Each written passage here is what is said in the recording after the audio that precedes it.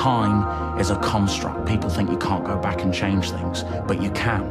That's what flashbacks are. They're invitations to go back and make different choices. When you make a decision, you think it's you doing it, but it's not. It's the spirit out there that's connected to our world that decides what we do, and we just have to go along for the ride.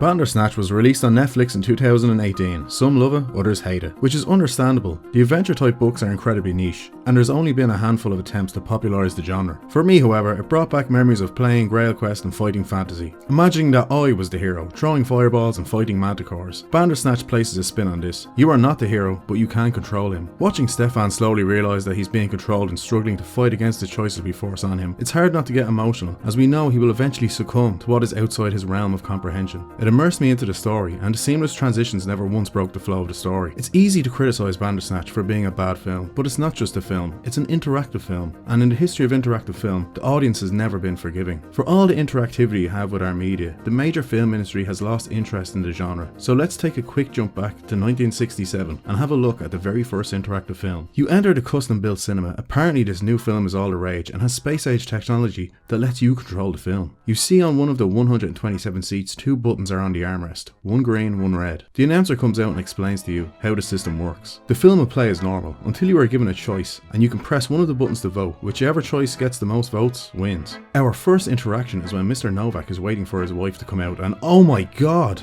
A big bosomed blonde woman in a towel? Should Mr. Novak let this woman into his apartment? I just think it's funny that the first ever interaction in cinematic history came with a close-up shot of a pair of breasts. Maybe it was a subtle nod to Consider the Consequences, the romantic courtship novel which was the first book to ever use branching narrative. Or maybe he just liked breasts.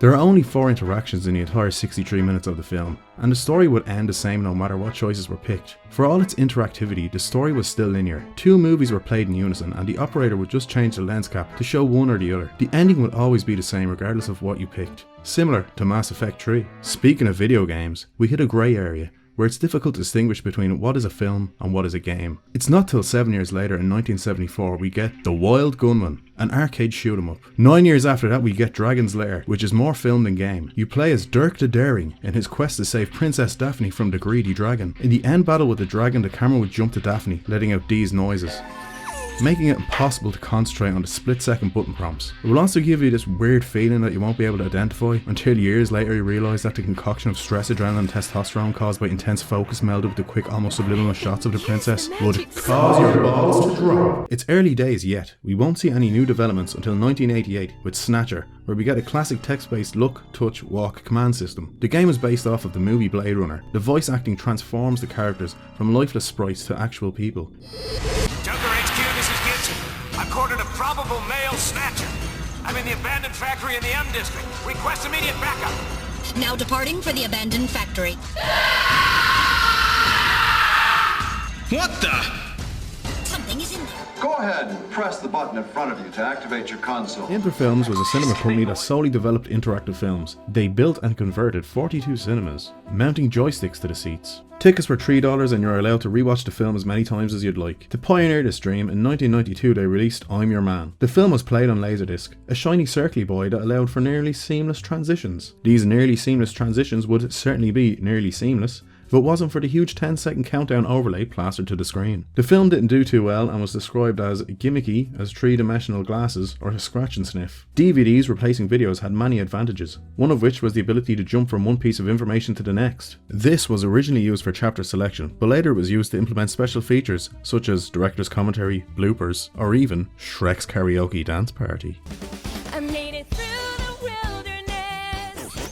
Research at a Finnish university shows that television unites the family and creates interaction between children and their parents. Families with young children in particular spend time together watching television. It also showed that computers isolate the individual, and everyone watching this right now has a mini computer in their pocket. Our social media is making us socially alone. What if we enjoy these interactive films together? I think we're a far journey from interactive films being mainstream, but how cool would it be to go to the cinema and see Avengers the interactive film, and you as a collective audience could work together in unison, forging an ephemeral momentary bond between so many other human beings, short-lived as it is, in the year of 2020 could decide truly as one. Should Black Widow let Captain America into her apartment?